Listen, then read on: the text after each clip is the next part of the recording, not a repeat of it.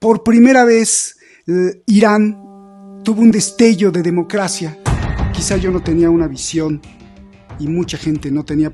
Me impactaron tus palabras que decías que pues, cuando hay un fraude, que es un robo, simbra a toda la humanidad.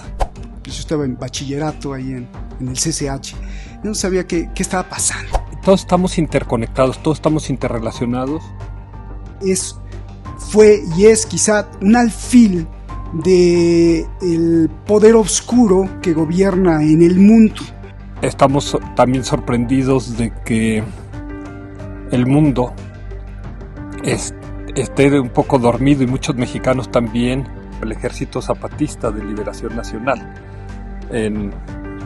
que sorprendió al mundo. Quisieron nombrarlo como uno de los grandes pensadores del pensamiento económico mundial.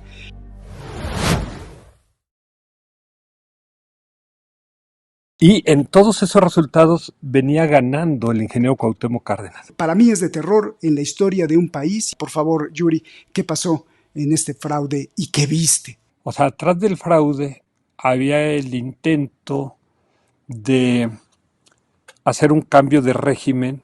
El ingeniero Cuauhtémoc Cárdenas es hijo de Lázaro Cárdenas. En 1954, solamente para que se den cuenta de qué estamos hablando, 1954, por primera vez Irán tuvo un destello de democracia y fue elegido como primer ministro Mossadegh.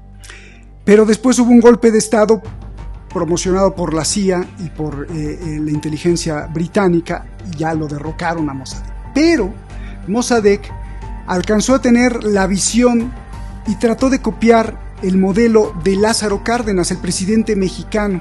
De hecho, parece ser que tuvo comunicación con Lázaro Cárdenas desde Irán para pedirle el consejo de cómo se quitaba de el yugo de la British Petroleum, que era quien expropiaba o prácticamente se llevaba o saqueaba el petróleo de Irán, y que también lo hacía en México. Se cumplen 36 años de una lesión terrible, yo diría en la humanidad, porque cuando lesionamos a un individuo, cuando lesionamos a una sociedad, cuando lesionamos a un pueblo, a un país entero, es un daño a la humanidad. Hace 36 años nos manejaron de tal forma la mente, la narrativa, la información, que se convirtió en una herida que ahí se quedó, y que gracias a esa herida muchos se apropiaron, se ensañaron, pisotearon a millones de personas. Hace 36 años se cometió un fraude que sigue vivo. Y lo peor aún es que mucha gente con mucha intención de mejorar, de evolucionar, no recuerda ese fraude porque ni siquiera lo vivió, pero ahí está presente en la historia. Hoy tenemos un programazo fenomenal porque vamos a escuchar una historia fascinante. Se va a poner bueno. Soy Roberto Lamadrid y esto es Detrás de la Razón. Comenzamos.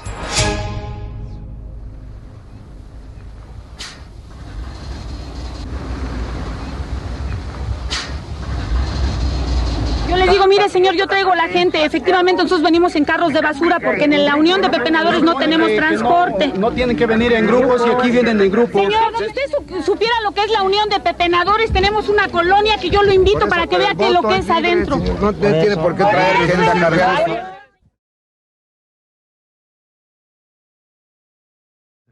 Disculpe que lo interrumpa, ¿cuál fue el problema? Si se estaba haciendo el cómputo aquí, ¿por qué se tiene que llevar a otro lado, a una casa particular?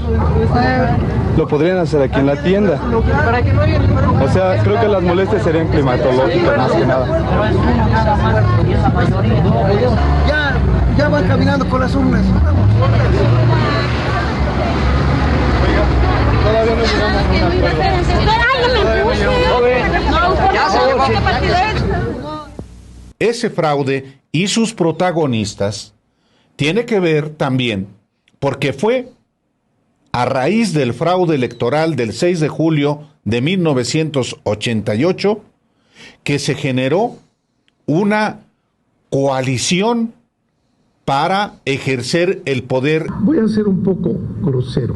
Miren, la caída del sistema, ¿verdad?, fue un amaciato entre el PAN y Salinas de Gortari. Que efectivamente el sistema de cómputo no está funcionando, que está callado, que está caído. Las personas responsables del Registro Nacional de Electores que están al frente de esta cuestión afirman que ellos no son responsables y que no pueden hacer nada. Si en media hora nos vemos un representante por partido en la sala, el secretario técnico, van a quedar satisfechos todos y vamos ya a empezar a recibir información. 10 de la noche la próxima sesión. Aún sin haber concluido la última fase de la elección y declarar ante propios y extraños que este proceso ha sido ilegal, lo considero que viola la más elemental norma de civilidad política. Si tú piensas que la caída del sistema se refiere únicamente a lo que pasó la noche de la elección, obviamente pues no. Ahí el responsable total y absoluto es Manuel Bartlett, avalado por Miguel de la Madrid, presidente de la República. Las elecciones recientes nos dieron menos votos, pero mantuvieron a la Revolución Mexicana en el poder. Pero sabemos bien que tenemos la fuerza de recuperación suficiente para no dejar que manos extrañas, ni de la reacción de derecha, ni de la reacción de izquierda, le quiten el poder a la Revolución Mexicana.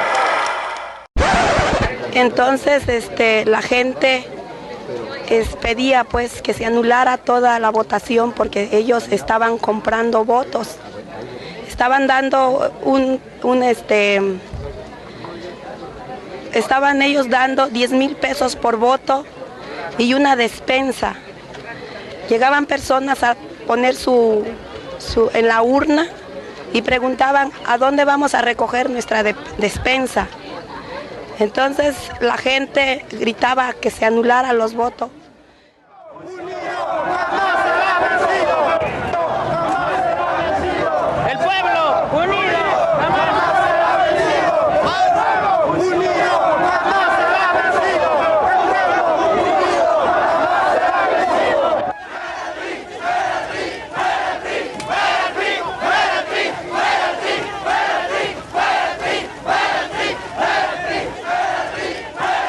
¿Hubo fraude o no hubo fraude? Por supuesto que no hubo fraude. ¿Pero cómo no va a haber fraude, señor Salinas? ¿Sí? A ver, se cayó el sistema, ¿no hubo fraude en el 88? Cada vez que usted hace énfasis, veo que es un tema que ha revisado con cuidado. Pero en este caso lo revisó incompleto. A ver, ¿qué faltó? ¿Cómo? Faltó documentarse suficientemente. No, Cuauhtémoc Cárdenas sigue diciendo que hubo fraude. Bueno, y muchos mexicanos consideran que hubo fraude. Bueno, ¿cómo no lo van a considerar si se les han empujado la idea en estos años? No, ¿cuál idea? Si yo estuve aquí también, se cayó el sistema. ¿Usted ya abiertamente puede decir que hubo fraude y pedirle disculpas a Cuauhtémoc Cárdenas? Caramba, Jorge, si lo que se sabe a 20 años de distancia de esa elección, porque ahora sí ya se tienen todas las actas de esa elección, es la primera elección en la historia de México que está totalmente documentada en los archivos de la nación en México. ¿Y sabe lo que las actas señalan? ¿No hubo fraude? ¿Sabe lo que las actas señalan? Pues ¿sabe lo que las actas señalan? En las actas que están firmadas por los representantes de los candidatos de oposición, pues esas actas, la suma de los votos muestra que ganó el candidato del PRI. Muchísimas gracias al equipo de Detrás de la Razón, muchísimas gracias a ustedes, a la comunidad de Detrás de la Razón, que cada vez somos más a pesar de esa gran censura que pues nos han volado 3, 4, 5 canales con millones de visualizaciones, de seguidores, y aquí estamos en pie, gracias. Y en la actualidad les paso este dato, creo que a nosotros y a muchos otros periodistas que tratan de hacer un trabajo honesto, les están censurando demasiado. No sé si sea porque está en puerta las elecciones de Estados Unidos, no sé si porque seguimos denunciando lo que está pasando en Ucrania y sobre todo en Palestina. Así que, bueno, pues les pedimos por favor que simplemente comenten los programas que ustedes ven aquí en su casa. Y eso es, creo que, lo más importante, o con sus amigos o con sus compañeros de trabajo, para generar la conciencia. Gracias. Vamos a recibir a un periodista de los que se meten abajo de las piedras. Perdón por presentarte así, pero creo que ese es el periodismo que necesitamos. Yuri Servolov. Él es un gran periodista de investigación que ha estado en el momento preciso, que ha estado en el lugar de los hechos, que ha estado viendo y siendo testigo de los hechos. Yo te agradezco mucho que estés aquí con nosotros. Él es director y fundador de la Carpeta Púrpura, catedrático en varias instituciones, en la UNAM, en la Ibero, en el TEC de Monterrey. Muchas gracias, y además pues empezaste el oficio como se debe de empezar, como hay muchos presentadores que ni lo conocen ni lo saben, pero el reportero de a pie, el reportero que se mete, es el reportero que sabe lo que está sucediendo. Y yo recuerdo que cuando pasó esto hace 36 años, pues quizá yo no tenía una visión, y mucha gente no tenía, porque yo estaba en bachillerato ahí en el CCH, yo no sabía qué estaba pasando. Pero lo que sí sabía es que en el corazón de los mexicanos quedó una lesión terrible, Yuri, y entonces el presidente de aquel tiempo nos dijo pues que la mayoría, aunque no aplastante, pero que la mayoría pues había votado por Salinas de Gortari, y que ese era nuestro próximo presidente. El presidente de aquel tiempo fue un señor que se llamó Miguel de la Madrid, y que prácticamente lo puso así. Y bueno, creo que es muy importante recordar lo que pasó. Creo que es muy importante explicarle a las nuevas generaciones qué pasó. Mucha gente, Yuri, no sabe ni tiene ni idea de lo que pasó en 1988, pero creo que fue un hito, creo que fue un punto histórico en donde se quebraron muchas cosas, o se terminaron de quebrar muchas cosas en la historia de México y de Latinoamérica. Yuri, muchas gracias por estar aquí, te agradezco mucho. Y primero, a grandes rasgos, me gustaría que fuéramos avanzando poco a poco. Hay gente que incluso nació después del 1988 y que ahora tiene capacidad de elegir y que tiene capacidad de protestar, pero que no sabe qué pasó. Entonces hay varios elementos. Primero, ¿cómo explicar, para que esto vaya agarrando importancia antes de ir al fraude? ¿Cómo le explicas a las generaciones de ahora que nos ven, a los jóvenes que nos ven en Colombia, en España, mucha gente en Estados Unidos, quién fue Salinas de Gortari? ¿O quién es Salinas de Gortari? Por favor. Bien, gracias, Roberto. Un honor estar aquí contigo, con tu auditorio, en Detrás de la Razón. Y acá maravillado de que haya interés en saber qué pasó en 1988.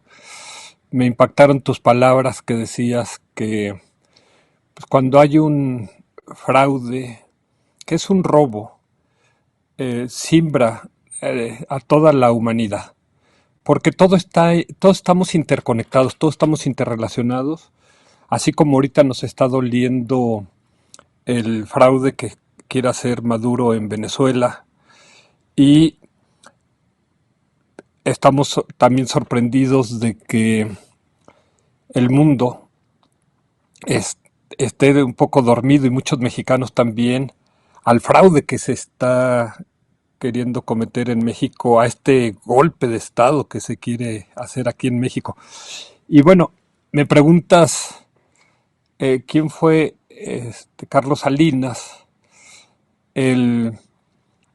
y quizás tendría que remontarme un poquito más atrás a 1968, cuando vinieron movilizaciones estudiantiles en Francia, en México.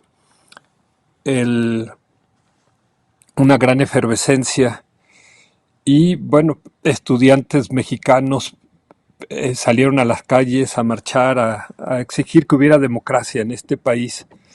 Era el sexenio del presidente Gustavo Díaz Ordaz y había una manifestación legítima de estos jóvenes mexicanos, estudiantes, en su mayoría de la Universidad Nacional Autónoma de México, la UNAM, pero también había infiltradas siempre fuerzas oscuras.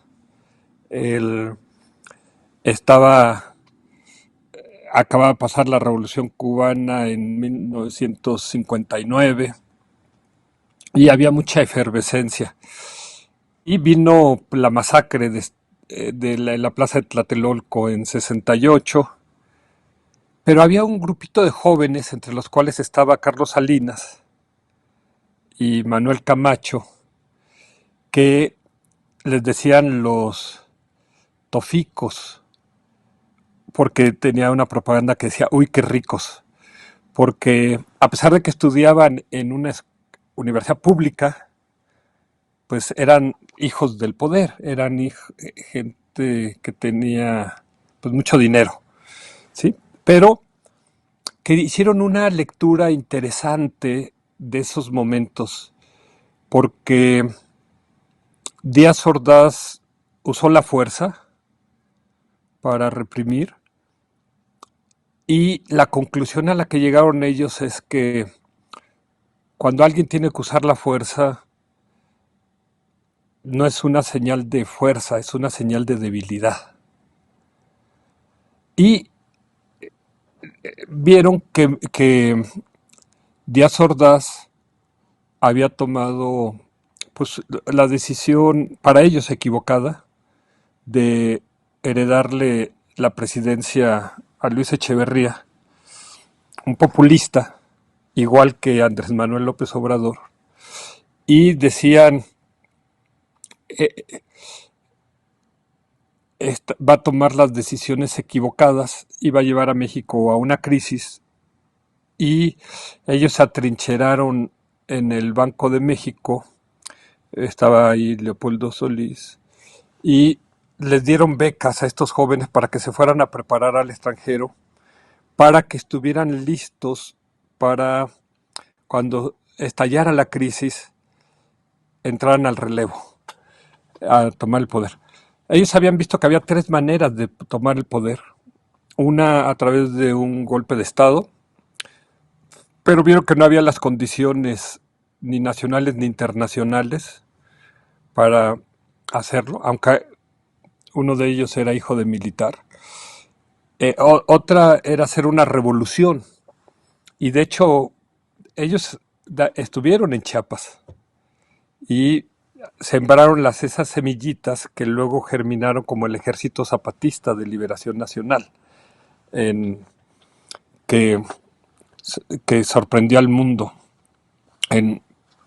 con su alzamiento armado en 1994. Y finalmente decidieron la tercera vía, que era tomar el poder desde dentro del poder. O sea, entrar como técnicos, como expertos, e ir escalando, e ir subiendo. Y cuando se presentaran las circunstancias, ser los mejor preparados para que les cayera el poder en las manos.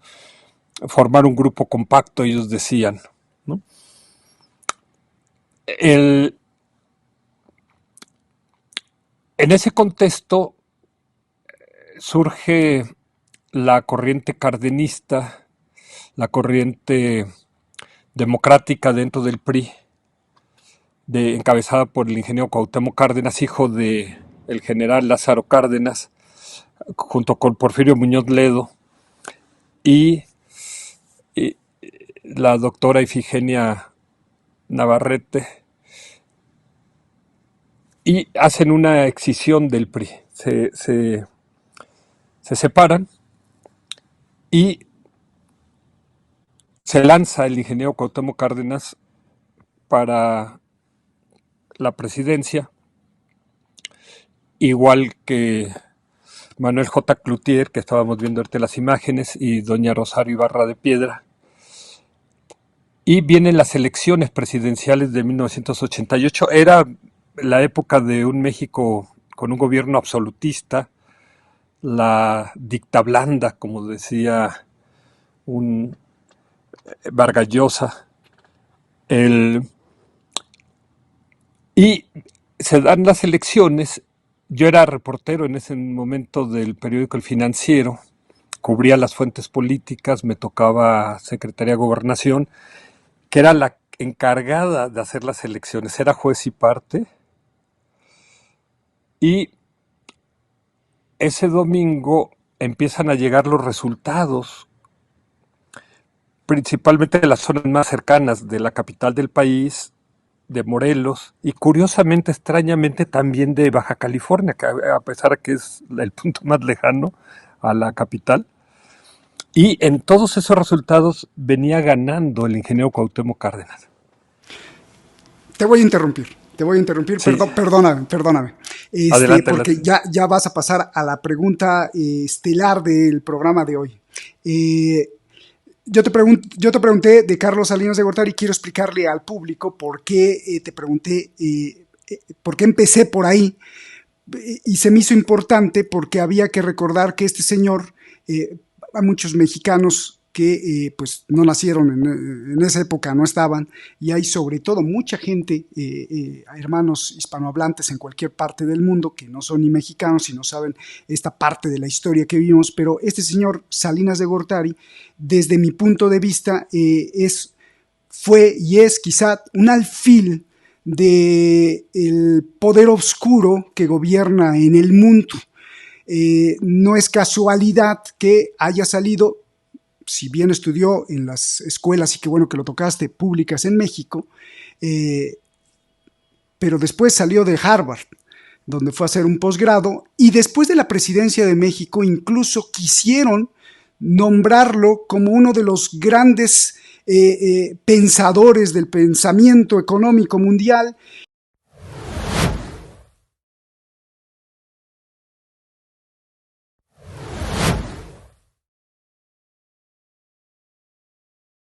Y bueno, finalmente, después de varios escándalos, por eso ya no lo pusieron ahí. Pero este señor, sin duda, es un alfil de estos brazos y tentáculos del poder que siempre hemos denunciado aquí en Detrás de la Razón. ¿De qué me estoy refiriendo? Bueno, pues la banca Rothschild, los Rockefeller, el mundo sionista, y pues estaba ahí. Creo que es muy importante haber recordado esto y por eso empecé la pregunta con Salinas de Gortari, este presidente de México que después movía en las sombras pues el hilo o los hilos del poder. Y ahora sí, Yuri, yo te voy a preguntar,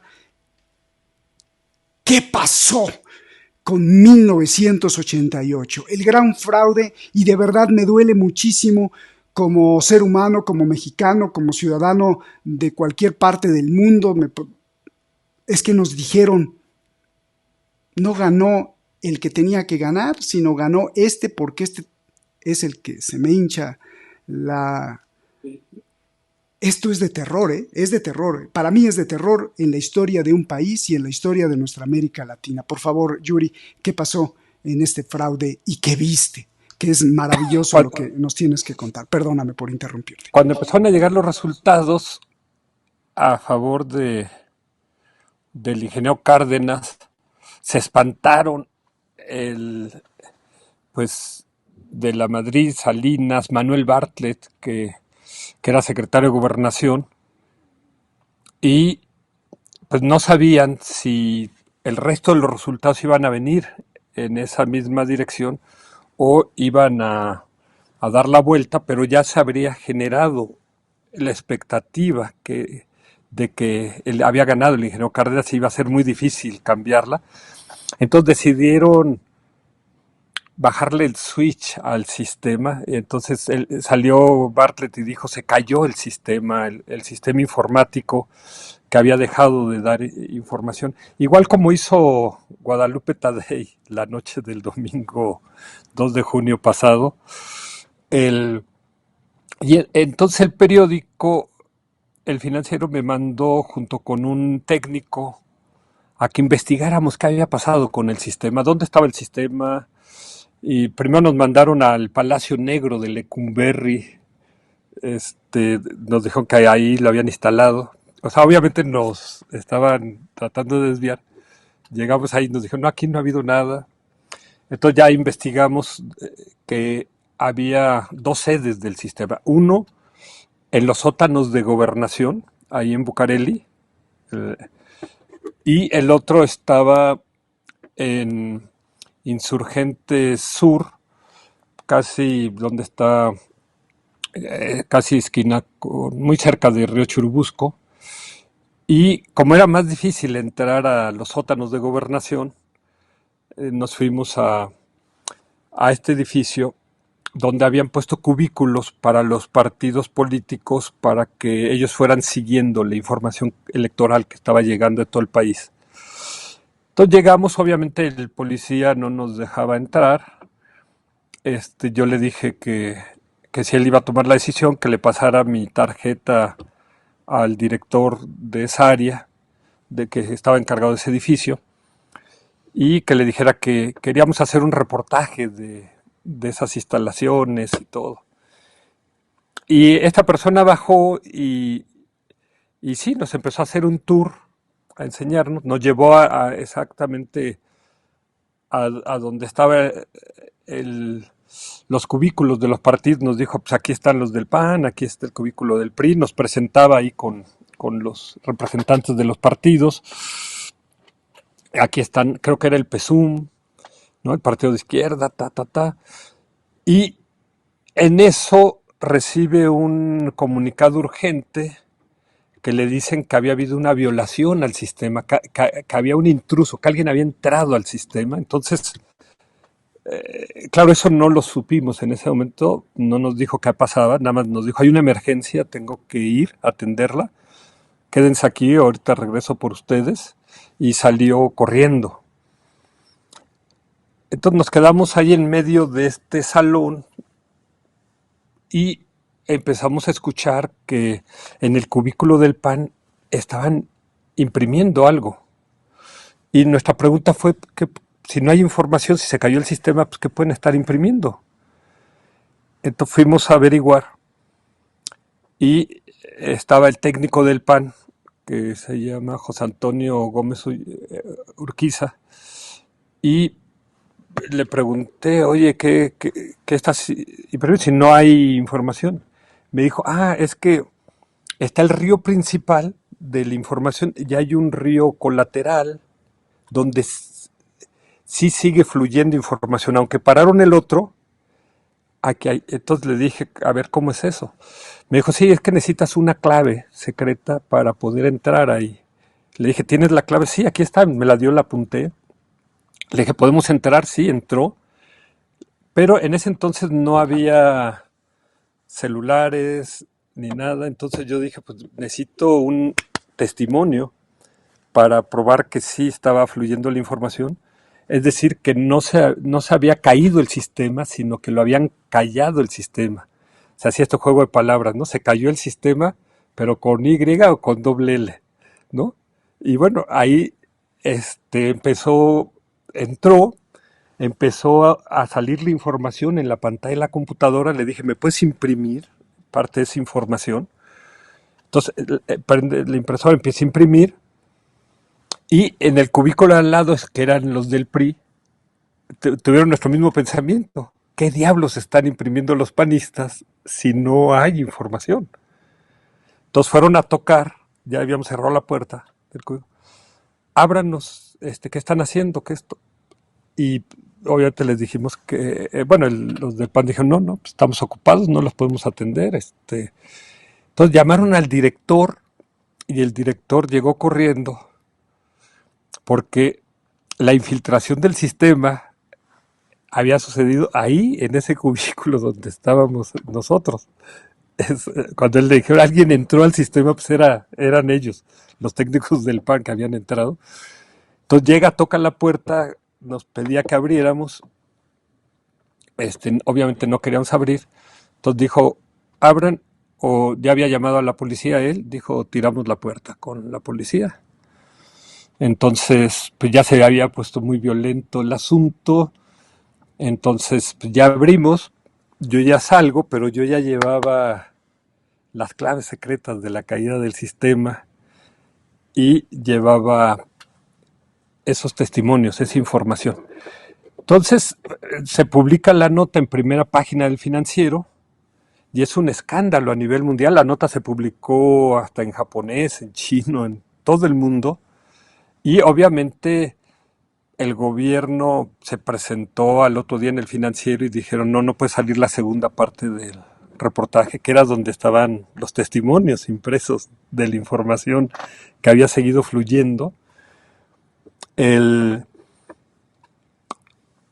Y bueno, esto fue hace 36 años y ahora es curioso porque después de las elecciones de el domingo 2 de junio se lleva a cabo el Encuentro Nacional Ciudadano en la Alberca Olímpica. El licenciado Guillermo Janda me cita ahí y en un receso llega una persona y me dice, oye, ¿te puedo saludar? Yo dije, sí, ¿por qué no? Me dice, soy José Antonio Gómez Urquiza. El nombre me sonaba, pero de muy lejano. Y en ese momento, pues no lo recordaba bien, de qué lo conocía.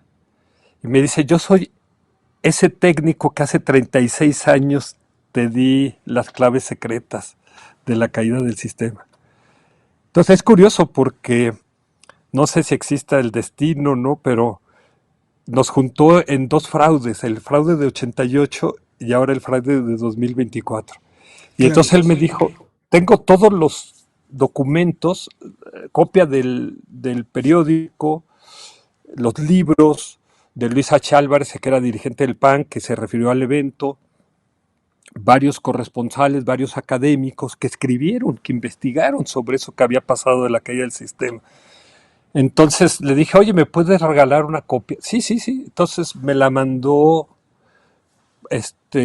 por WhatsApp y le dije, oye, ¿lo puedo publicar en una página en internet? Me dijo, sí, lo que quieras. Entonces lo publicamos y al día siguiente, ahora él me llamó y me dice, oye, ¿me dejarías que compartir este link con 20, 30 amigos que nos juntamos a hablar de política? Le dije, ya lo vieron 400,000 personas. Entonces, ¿qué más da que lo vean otros 20 más? ¿No? O sea,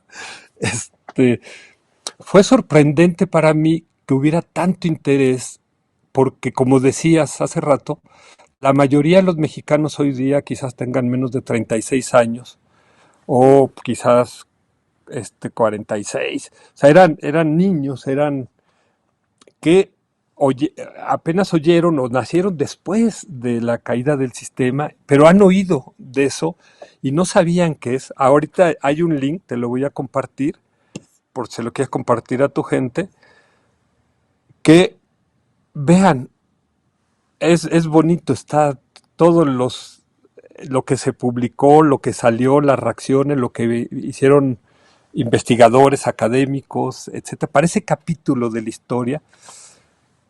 Y es curioso que 36 años después, pues Bartlett forme parte de este gobierno que hace otra caída del sistema, ¿no? El 2 de junio. También se apagaron las computadoras durante 3 horas y luego... De eso no me hagas spoiler, de eso me tendrás que hablar después. Perdón que te vaya frenando. Perdón que te vaya frenando, Yuri. A ver, para ir sistematizando tanta información que nos dices, ¿por qué no se publicó completo el reportaje en el periódico en 1988, en el Financiero, donde tú ibas a exhibir, pues ya, la totalidad de la investigación y exhibir el fraude que cometió el PRI para nombrar al nuevo presidente, que sería Carlos Salinas de Gortari? ¿Por qué no se publicó? Ajá, muy buena pregunta. El periódico era un periódico que tenía una línea editorial crítica y estaba siendo asediado por el gobierno, que no le gustaba. Era un régimen muy absolutista, muy totalitario, había muy poca libertad de expresión, y entonces el periódico estaba amenazado. Habían usado la presidencia y gobernación a un periodiquito que era muy antiguo, creo que era el más antiguo de México, tenía como 100 años de antigüedad, el Boletín Financiero y Minero en México, pero pusieron en letras minúsculas Boletín y luego Financiero grande y luego en letras chiquititas y Minero de México, y con ese cuento habían puesto una demanda al Financiero diciendo que les había robado el nombre, y ya el periódico había perdido la primera instancia y luego la segunda instancia, y ya se sabía que iba a perder la tercera instancia, y el periódico iba a perder el nombre. Y si la gente ahorita entra a internet, ve que el Financiero se sigue llamando El Financiero, gracias a que el gobierno le ofreció al Financiero que si ya no sacaba más eso, iba a salvar su nombre.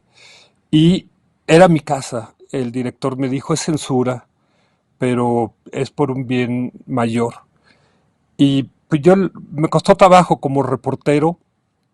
Obviamente filtré la información a 2 medios, a Excelsior y a la revista Proceso, que lo sacaron, porque me llamaron, y entonces les dije, esto es lo que ya no se va a publicar en el Financiero. Sí, o sea, yo traté de que se supiera la información, pero pues era salvar mi casa, que era el periódico. Me dieron unas vacaciones a Cabo San Lucas, todo pagado, para calmar mi conciencia de alguna manera. Lo digo, sí, a veces pues un reportero dependemos de nuestro medio. Qué bueno, qué bueno que te las tomaste, o no sé si las tomaste, porque pues no te callaron, no te callaron la sed, o sea, qué bueno que las aprovechaste, pero qué terror, así, bueno, te me vas de vacaciones. Ajá, exacto. Entonces, pero fue un escándalo y quedó la mancha en Salinas y en Bartlett de el fraude, de la ilegitimidad. Y 36 años después siguen cargando ese muerto. Y déjame decirte por qué es tan importante esto hoy, el día de hoy, miércoles 31 de julio, porque hoy es factible que el Tribunal Electoral dé el madruguete y declare válida este fraude de la elección del pasado domingo 2 de junio, mientras un grupo de mexicanos que tú conoces están ahorita en la Plaza de la Constitución en Querétaro, iniciando la resistencia civil pacífica. Entonces, hoy se está haciendo también historia, y hoy, si a pesar de todo lo que ha salido del fraude de la elección presidencial, dicen, bueno, sí hubo fraude, pero fue poquito, o sea, sí violaron a la muchacha de la elección presidencial, pero nada más fue la puntita, pero sí quedó embarazada y sí van a hacer el monstruito, pero está dentro del rango que permiten los médicos, ¿sí? Que fue lo que me contestó el INE cuando dijo que era falso lo que habíamos sacado de las inconsistencias del conteo rápido, que detectamos que había más de 60% de inconsistencias en el número de votos. Bueno, anoche le contestamos al INE y sacamos la lista completa de las 5,651 casillas élite que eligieron los científicos, porque son casillas que tienen más personal, cierran antes, cuentan más rápido los votos, para que ellos puedan dar su madruguete de decir, este es el resultado electoral. Bueno, anoche ya revisando todo, fue un trabajo intenso de muchas horas, de juntar las 3 bases de datos, la base de datos del conteo rápido, la base de datos del PREP y la base de datos del cómputo distrital, y salieron 76% de inconsistencias del resultado que se dio en la noche del domingo, 2 de junio. Entonces engañaron a Xóchitl. Ella como demócrata, ella había dicho, si yo pierdo voy a reconocer y le voy a levantar el triunfo, la mano a la ganadora. Y como ella es científica, pues dijo, ok, si los científicos están avalando esto, entonces con su mente matemática, científica, dijo, ok, si ellos dicen que es una muestra representativa, entonces acepto el resultado.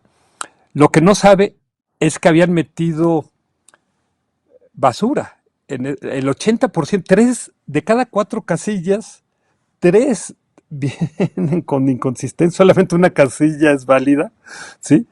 Entonces, si uno mete orines a una licuadora y le licúa, así tengas al mejor chef del mundo, del otro lado sale un licuado de orines. Entonces, el problema no son los científicos, como quiso decir el INE, ni el modelo de los científicos. Es perfecto los científicos y su modelo es perfecto. El INE les dio orines, ellos lo procesaron y sacaron orines. Y Xóchitl pensó, bueno, son muy buenos científicos, es muy bueno el modelo, pero no podía saber, ahorita ya lo sabemos, lo publicamos anoche en las 5,600 casillas, porque si el INE nos dijo esto es falso, pues yo lo que le contesté es, pues entonces tu elección es falsa, porque yo estoy tomando tus datos, estoy tomando tus resultados, estoy tomando tu base de datos, son tus orines, no son los míos. Oye, ¿sí? ¿qué forma tan elocuente de explicarlo, ¿no? O sea, qué bien me lo estás explicando, pero aquí ante el público déjame comprometerte. Ya les diste un adelanto y lo que me estás diciendo es sorprendente porque estás hablando y traspolando lo que pasó en 1988 con lo que pasa en las elecciones actuales para la presidencia de México. Si tú gustas y si te comprometes con nuestro auditorio, nos podrás dar un programa súper especial para explicarnos esto que estás denunciando junto con otras personas muy importantes en el grupo de ustedes. ¿Qué pasó si también se replicó el 1988 en el 2024? Si nos regalas ese compromiso para que hagamos un programa especial exclusivamente de las elecciones 2024, que ahí te voy a también a llenar de preguntas. Solo déjame regresar a 1988, creo que es muy importante para que nos quede claro ¿cómo fue el fraude en 1988? Hubo en realidad una infiltración del sistema, se cayó el sistema, lo hackearon, se metieron, o en realidad es que había 2 ríos de información.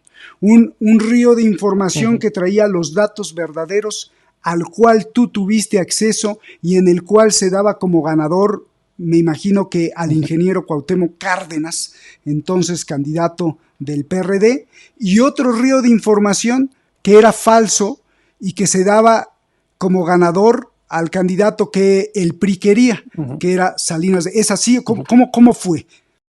Los 2 ríos eran verdaderos, eran ciertos, pero digamos que uno es el río principal, era el río al que tenía acceso el secretario de Gobernación, el presidente y los partidos políticos, y del cual iban dando la información a los medios de comunicación, a la sociedad. Pero, como hace muchas veces el poder, pues tenían este otro río que era más confidencial, más privado, más reservado, el que iba nada más para ciertas élites. Entonces, ellos, cuando se cae el sistema, le bajan el switch al río principal. Pero, como necesitaban saber qué estaba pasando, cómo venían los resultados, el río paralelo seguía dando resultados. Entonces, los partidos tenían acceso nada más al río principal. No sé cómo, habría que preguntárselo a José Antonio Gómez Urquiza, cómo consiguió la clave para entrar al otro río, que era reservado solamente para la élite. Y tú lo Eso viste, no tú lo- viste, tú viste el otro río. Yo vi, sí, cuando encendió la computadora, pues estaba ahí fluyendo la información y claro, fue como, pues no que se había caído el sistema, no que no había información, no, seguía corre y corre. Entonces, pero yo necesitaba un testimonio, pues, imprímela para que yo pueda publicarla, porque no era suficiente decir, hay otro río, hay información. Había que demostrarlo con datos, con una prueba. Esa fue la que ya nunca se publicó, nunca se conoció. Pero sí se publicaron las claves secretas, sí se publicó que esto estaba pasando y fue un escándalo. ¿Qué pasó finalmente? No lo sabemos porque Gobernación era juez y parte, como ahorita Guadalupe Taddei ha sido un árbitro vendido, ha sido juez y parte en este proceso, el INE perdió toda confiabilidad. Entonces, ya no se supo si finalmente había ganado Cuauhtémoc Cárdenas o si habían alterado los resultados para que al final ganara Carlos Salinas de Gortari. Hace rato pasabas imágenes donde estaba ahí esta marcha que fue el ingeniero Cárdenas y Manuel Cloutier y Rosario Ibarra de Piedra. Se juntó la oposición y fueron a hacer una protesta ahí en Bucareli, en el edificio de la Secretaría de Gobernación. Y yo traté de entrar bueno, cuando fui a Gobernación estaba Mecha Aguilar, que era la jefa de prensa de Gobernación, y llegó y me agarró del brazo y me dijo, con que querías conocer los sótanos de Gobernación. Entonces, así como de esas amenazas sutiles que hacía el sistema, ¿no? Porque te decía que en los sótanos de Gobernación, pues habían puesto el otro sistema, pero siempre se había dicho que en los sótanos de Gobernación estaban las crujías, donde se hacía la tortura de los presos políticos de este gobierno. Entonces era con ese doble sentido me hizo este comentario. Entonces, ya nunca se supo realmente qué era lo que en realidad había pasado. Si había ganado el ingeniero Cárdenas o si realmente nada más había ganado en las casillas que llegaron primero sus resultados y que luego las otras casillas ahí sí ganaba Salinas. Eso ya nunca se auditó. Oye, para nuestros amigos de otra parte del mundo, Secretaría de Gobernación en México, tenemos un poco el modelo también estadounidense, las secretarías, el modelo federalista, las secretarías en otro país sería el ministerio. Entonces, la Secretaría de Gobernación, sí, la Secretaría de Gobernación aquí en México sería, por ejemplo, para otro país, el Ministerio del Interior, que pues aquí la Secretaría de Gobernación es prácticamente el segundo poder después del presidente en el poder ejecutivo, y que en ese entonces pues era prácticamente lo que decía el presidente en ese entonces, Miguel de la Madrid. Yuri, lo que tú estás denunciando, lo que tú denunciaste en 1988 es un crimen de Estado, porque pues es prácticamente violar la soberanía del soberano, del pueblo, violar la soberanía de la democracia, de la voluntad del pueblo, porque es imponer a base de engaño, de hipocresía y el que se oponga, pues de muerte, lo que designaba el poder. Es decir, a resumidas cuentas, vieron que la elección no era favorable y entonces se asustaron, le bajaron el switch porque ya no queremos que el público y que el pueblo siga enterándose de que estamos, que el barco se está hundiendo y que estamos perdiendo votos. Apagan el switch y dan los resultados que ellos quieren. Ese fue el gran fraude de 1988, y si me dices que sí, entonces me da un asco terrible y una repugnancia y una furia terrible de que, como si los seres humanos que no están en el gobierno fueran unas ovejitas sin capacidad de pensamiento, ni crítica, ni voluntad, sino simplemente decirles, ¡ay! Se nos cayó el sistema y este es el que ganó. Sí, fíjate, no te voy a platicar qué pasó ahora, para así me comprometo a que tengamos ese otro programa. En esta ocasión, pues con ese mismo pues olfato, dicen que un reportero sin suerte no es reportero. En aquella vez fue, digamos, el hecho que me hubiera mandado el periódico y que se hubieran dado las condiciones y que hubiera tenido la suerte, y todo esto que pasó, que son como hechos fortuitos. En esta ocasión, el domingo 2 de junio,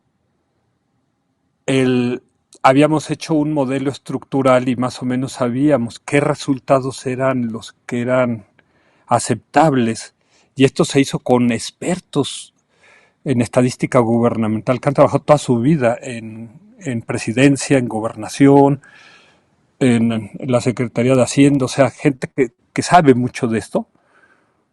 Entonces, cuando empezaron a dar los resultados aquí, me dio mucho coraje, como lo que acabas de manifestar, porque quiero mucho a mi país. Y dije, estos acaban de hacer un fraude monstruoso. Pero no es suficiente decir, hubo fraude. Teníamos que decir cómo se hizo el fraude. Nos llevó casi un mes de investigación, saber cómo se hizo, pero faltaba saber el mecanismo con el cual lo hicieron el fraude. No es suficiente decir yo creo que se hizo fraude, sino tenemos que traer, como dicen, los pelos de la burra en la mano. Y yo estaba como sabueso, como perro buscando, y decía, tiene que estar, sé que debe estar ahí. Y lo estaba persiguiendo, buscando. Déjame decirte que no lo encontré yo. Lo encontraron dos jovencitos ciudadanos, que no voy a hablar ahorita de quiénes son, ni qué encontraron. Y cuando yo lo vi dije, no puede ser, me ganaron. No lo descubrí yo, me tocó a mí en 88 dar yo a conocer el mecanismo. Ahora no fui yo, no lo logré. Son ellos, y honor a quien honor merece, dije, tengo que reconocerles. Y entonces lo publicamos y dijimos, primero uno, acaba de descubrir el mecanismo con el que hizo el fraude, y luego apareció el otro, que fue así como, no puede ser, que haya dos, porque este fue un fraude multifactorial. O sea, fueron muchos factores, no fue uno solo. Hicieron un poquito de fraude aquí, otro poquito de fraude acá, otro poquito, para que no se les vieran los calzones, pero al final se les vieron los calzones y ya está documentado.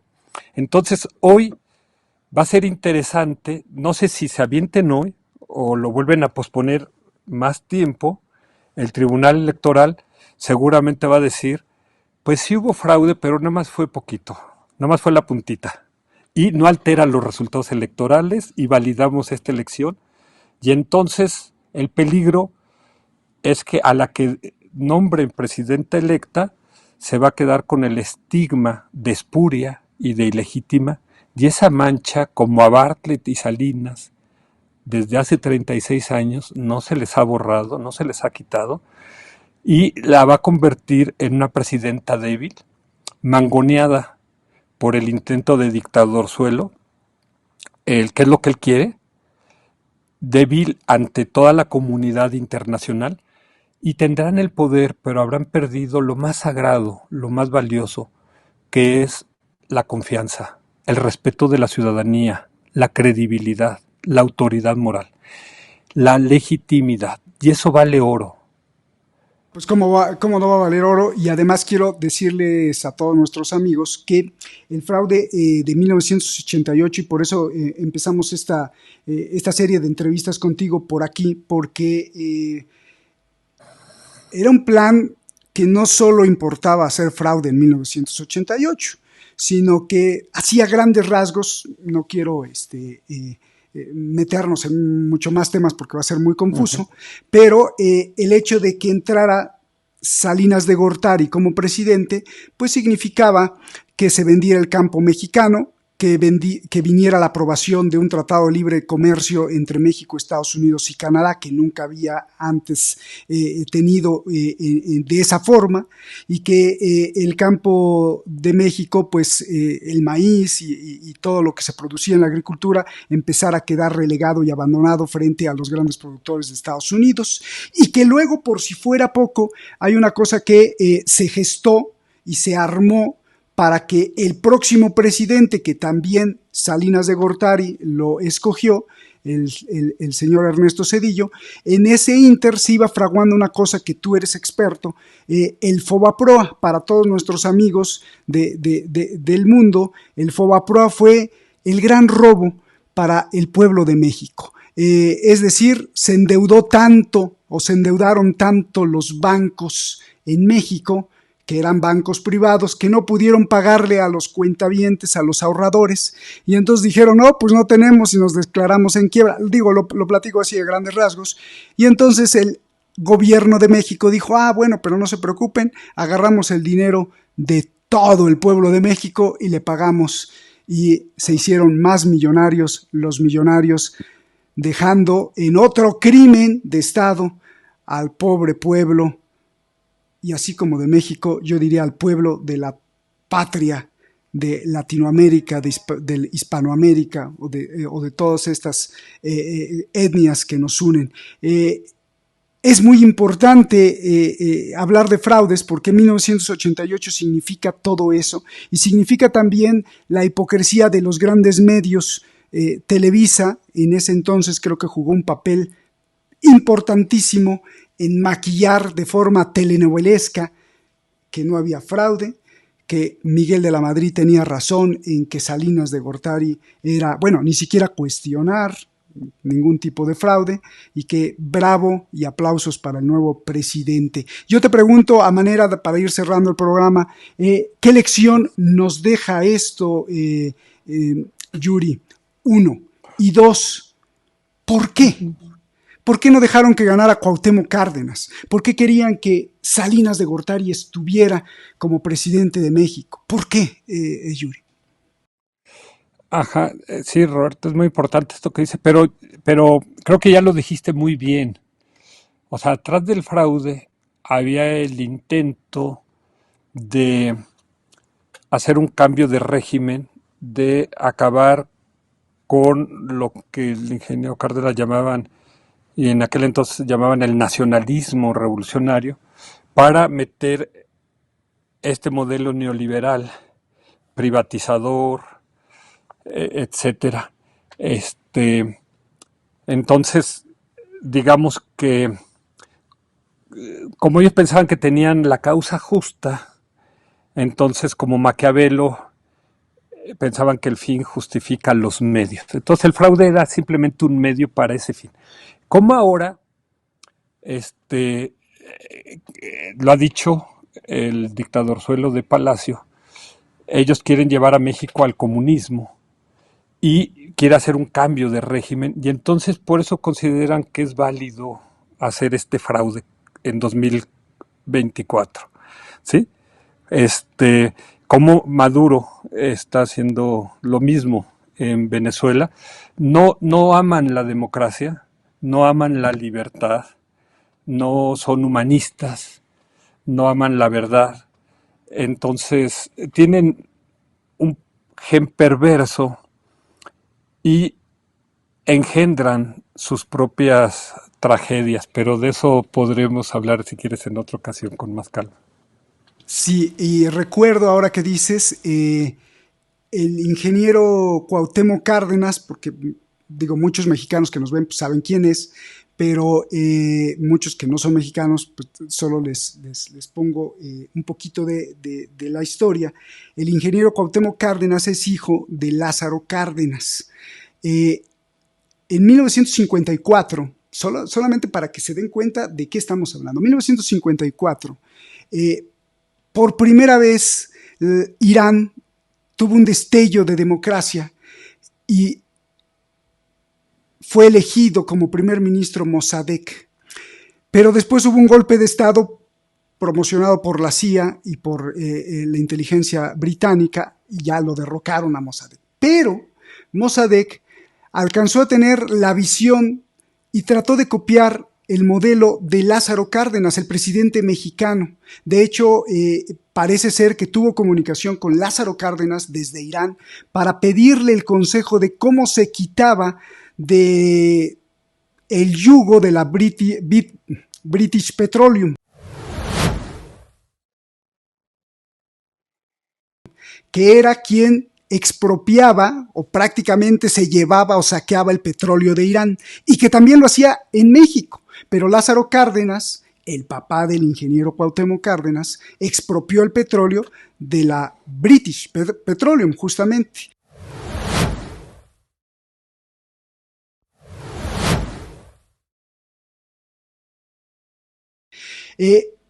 Estamos hablando de una cuestión de un mapa geopolítico tremendo. Lázaro Cárdenas deja una escuela que el ingeniero Cárdenas, con otros tintes, retoma, y eso es, lo pongo en contexto porque tú lo mencionaste, por qué es que querían hacer un fraude, porque no les convenía este modelo en donde el pueblo tuviera la soberanía para poder decidir, o por lo menos en sus recursos naturales. Entonces, creo que es muy, muy importante siempre ver más allá y denunciar.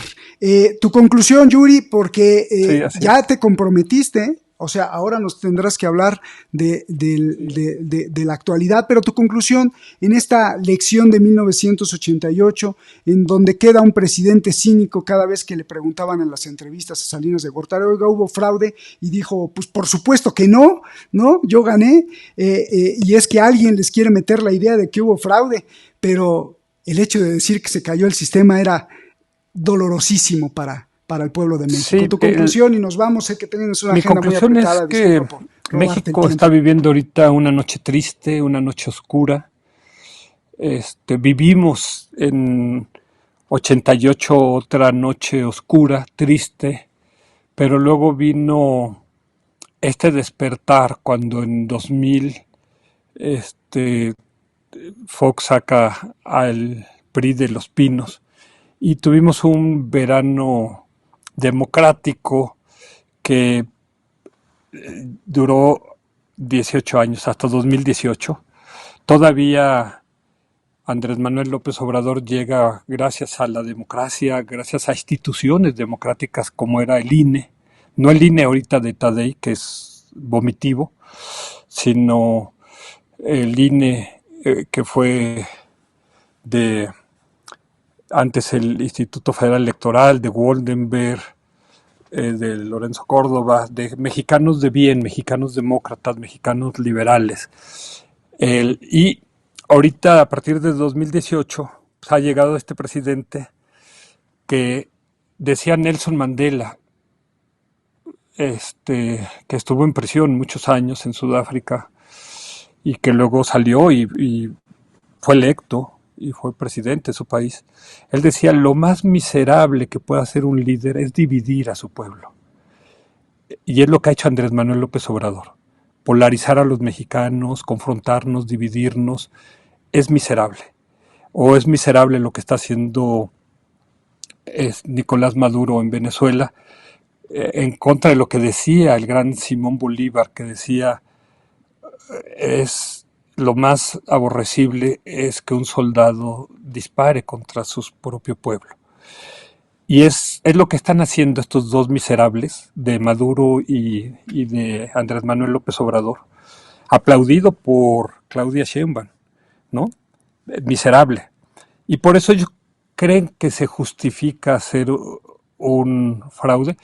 Pero yo quisiera concluir diciendo que en el momento más oscuro de la noche, de pronto, mágicamente, un rayo surca el firmamento, anunciando el alba de un nuevo amanecer. Afortunadamente, como decía Aristóteles, el mal es imperfecto, el mal tiene el gen de su propia autodestrucción, el mal genera las propias tragedias que se lo acaban tragando. Entonces, yo les diría a tu auditorio, no pierdan la fe, no pierdan la esperanza. México ha sobrevivido terremotos, invasiones, golpes de Estado, dictadorzuelos como este, y México va a sobrevivir a esta secta de pejelagartos, mentirosos, corruptos e inhumanos. ¿Qué necesitamos? Es mantener nuestra ética, mantener nuestra generosidad y no perder la fe. Eso es lo que necesitamos para que México, todos los mexicanos, hasta los que le van al pejelagarto, que todos estemos bien, que todos estemos en paz y que todos seamos felices. Lo merece este país, que es un país generoso, es un país noble, es un país hospitalario. México es uno de los países más bellos del mundo y no nos merecemos a este miserable que ya afortunadamente ya está en la cuenta regresiva, pero quiere seguir gobernando tras el trono, así como los venezolanos no se merecen a este esperpento de ser que es Maduro. Entonces no perdamos la fe. Los venezolanos han estado 25 años sometidos a esta dictadura de pejelagartos. Los mexicanos apenas llevamos 6 años. Esperemos que hoy la semillita que se sembró en Querétaro, en el mismo lugar donde se promulgó la Constitución mexicana en 1917, germine y dé como flor y fruto una nueva libertad y una nueva democracia para este bello país.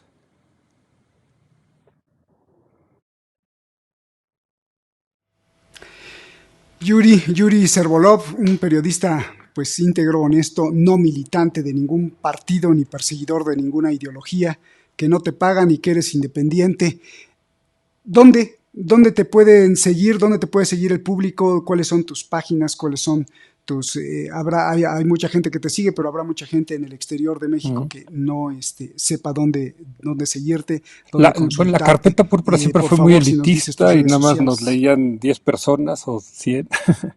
Pero hoy día hemos creado una página web que es www.lacarpetapurpura.info y ahí pueden ver tanto la historia de la caída del sistema como de 1988, como todo el fraude está documentado de 2024. Y además lo dejamos abierto, porque la carpeta era pues siempre de suscripción y muy cara. No, es totalmente gratis para el que lo quiera ver, el que quiera enterarse de qué está pasando en nuestro momento, porque este es nuestro mundo, esta es nuestra realidad, este es nuestro tiempo de todos, y no debemos permitir que la mentira se apodere de nuestra realidad. Tenemos que luchar por la verdad, luchar por la justicia, luchar por la libertad, luchar por la democracia y por el Estado de Derecho, no solo por nosotros, sino por nuestros hijos, nuestros nietos y las próximas generaciones.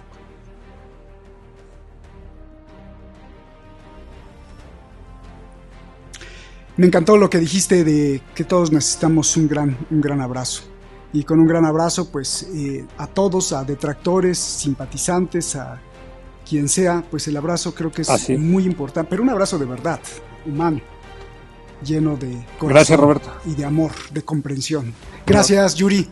Pues un gran abrazo y nos estamos viendo hasta la próxima. En los próximos días, pues ya quedaste, nos tienes que hablar perfectamente y dejarnos claro. Yo no lo encontré, qué pasó, pero sí en las elecciones presidenciales. De alguna manera conocer ya, entrar en contacto con uno, todavía no personalmente, pero sí a través de redes. Al otro lo estamos tratando de localizar porque lo censuraron de una manera con mucha hazaña. Entonces, son 2 héroes de la democracia y con gusto hablamos de ellos en la próxima ocasión. Gracias, Roberto. Genial. Un abrazo, gracias hermano. Yuri, No, gracias a ti y pues a ustedes, gracias, ¿no? Gracias. Y a ustedes que nos ven en cualquier parte del mundo, pues muchísimas gracias por estar aquí, por ser parte de esta comunidad, la comunidad de Detrás de la Razón. Gracias, nos vemos hasta la próxima y estén pendientes con los programas de Hezbollah, de Hamas, porque siguen saliendo mucha información. Israel no para de amenazar con bombardear el Líbano, e Irán pues ahora crece la venganza o la denuncia o la voz de que va a responder. A ver, vamos a estar pendientes. Nos vemos hasta la próxima.